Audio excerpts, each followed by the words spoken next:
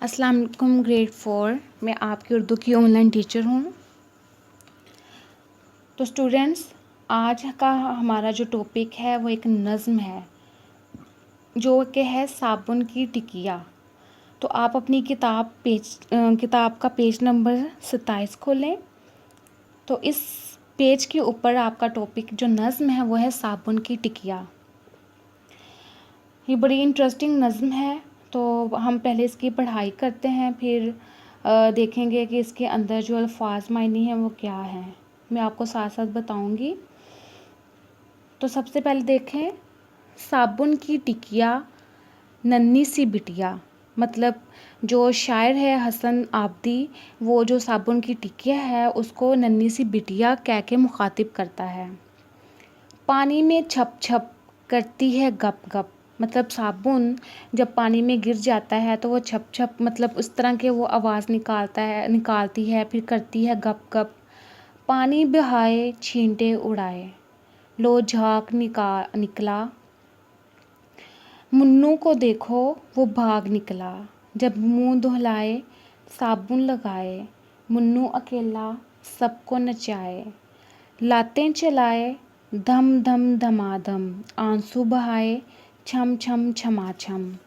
मुन्नू खड़ा है कुर्सी के ऊपर, साबुन के डर से करता है थर थर। मुन्नू को पकड़ो बाजू में जकड़ो, नलके पे लाओ टब में बिठाओ। साबुन की टिकिया सर पर लगाओ, जब झाग निकले पानी बहाओ। साबुन की टिकिया सर पर खड़ी है, मुन्नी सी बिटिया कितनी बड़ी है। तो ये है हसन आबदी ने ये नज़्म लिखी है साबुन के बारे में।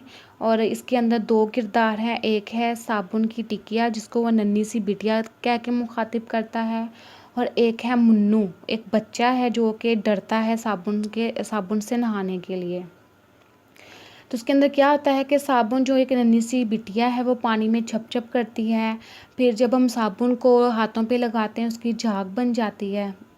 तो जो मुन्नू है वो साबुन लगाने से डरता है, उसको फिर पकड़ के लाते हैं, उसका मुंह धुलाते हैं। फिर जो मुन्नू है वो अकेला सबको नचाता है, लाते मारता है, टांगे चलाता है। और जब वो टांगे चलाता है तो कैसी आवाज़ आती है, धम धम धमाधम। और फिर वो रोता है, चीखता चलाता है, तो उसके आंसू कैसे बहते हैं, छम छम छमाछम। फिर मुन्नू खड़ा हो जाता है कुर्सी के ऊपर, साबुन के डर से वो कांपना शुरू कर देता है कि कहीं साबुन उसकी आंखों में ना चला जाए। फिर जो होते सारे कहते हैं कि मुन्नू को पकड़ो, इसको जकड़ो। मतलब जकड़ो मीन कि इसको पकड़ो। फिर क्या कहते हैं कि इसको नलके पर लाओ जहाँ पे वो पानी होता है, फिर टब में बिठाओ। फिर मुन्नू को टब में बिठाते हैं। फिर जो साबुन की टिकिया है वो साबुन मुन्नू के सर पर लगाते हैं, फिर उससे झाग निकलती है। फिर मुन्नू के ऊपर पानी बहाते हैं। फिर जो साबुन की टिकिया सर पर खड़ी होती है, मुन्नी सी बिटिया कितनी बड़ी है। तो वो कहता है कि ये शायर कहता है, इस नस्म का जो शायर है वो कहता है कि ये जो साबुन की टिकिया है वह मुन्नी सी बिटिया है, वह कितनी बड़ी है। तो ये है हमारी छोटी सी नज़्म जो थी साबुन के बारे में और मुन्नू के बारे में। तो इसके अंदर जो मुश्किल अल्फाज, मतलब पानी में जब कोई चीज़ गिरती है तो उसकी छप छप की आवाज़ आती है।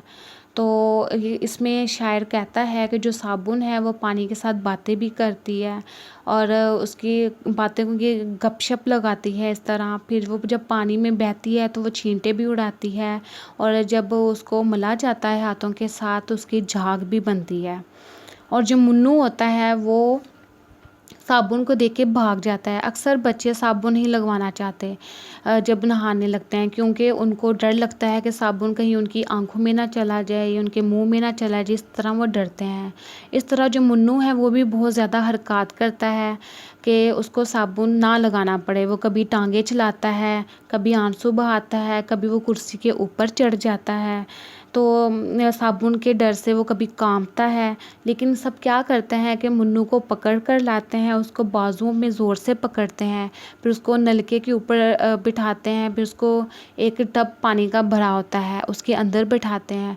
फिर जो साबुन होता है वो उसके सर पर लगाते हैं। साबुन से झाग बनती है। फिर जब झाग बन जाती है तो उसके ऊपर पानी बहाते हैं, फिर इस तरह वो साबुन धुल जाता है। تو اس طرح یہ ایک صابن اور منوں کی کہانی ہے جو بہت ہی انٹرسٹنگ ہے اور ایک سیکوینس سے انہوں نے لکھا ہوا ہے. تو اب آپ نے اس کے جو کرنے ہیں اپنی اسائنمنٹ میں ہوم ورک کرنا ہے وہ کیا کرنا ہے کہ اس کا آپ نے املا کرنی ہے. آپ املا کی پریکٹس بھی کر سکتے ہو اپنی نوٹ بک میں. اگر آپ املا نہیں کرو گے تو اس کے اندر کچھ الفاظ ہیں جس کے آپ معنی بھی لکھ سکتے ہو. جیسے ضروری نہیں ہے کہ آپ املا بھی کرو اور وہ بھی کرو، لیکن آپ کے اسائنمنٹ میں جو آپ کو کویسچن دیا گیا ہے آپ نے بس وہی کرنا ہے، چاہے وہ املا سے متعلق ہو چاہے وہ الفاظ معنی سے متعلق ہو، تو آپ نے بس وہ ہوم ورک کرنا ہے. تو اس کے اندر ہے جیسے الفاظ معنی کیا ہے کہ لاتیں چلانا مطلب ٹانگیں چلانا، پھر اس کے بعد تھر تھر مطلب کانپنا، جکڑنا مطلب پکڑنا. اس طرح کے کچھ ورڈز ہیں جس کے میننگ آپ کو آتے ہی ہوں گے ضرور، تو اس کو آپ نے لکھنا ہے. تو یہ ہے ہماری آج کی چھوٹی سی نظم جو تھی صابن کی ٹکیا، جس کو جو شاعر ہے حسن آبادی ننھی سی بٹیا کہہ کر پکارتا ہے. اس کے اندر منو کا کردار ہے جو صابن لگوانے سے ڈرتا ہے لیکن اینڈ پہ آ کے وہ بھی مان جاتا ہے جب اس کو زبردستی کرتے ہیں. تو آپ نے اس نظم کی بار بار پڑھائی کرنی ہے، اس کے جو مشکل الفاظ ہیں ان کو لکھنا ہے، ان کی پریکٹس کرنی ہے تاکہ وہ آپ کو اچھے سے لکھنے آ جائیں.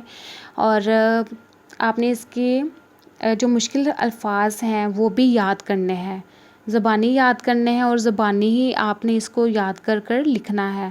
اور اس کی آپ نے اپنی خوش خطی کی پریکٹس کرنی ہے تاکہ آپ کی ہینڈ رائٹنگ بھی اچھی ہو. تو آپ نے اس کی بار بار پڑھائی کرنی ہے. تو کلاس 4 یہ ہے آپ آج کا ہمارا ٹاپک صابن کی ٹکیا. تو اب ہم ملتے ہیں اپنے نیکسٹ لیکچر میں انشاءاللہ. اپنا خیال رکھیے گا. اللہ حافظ.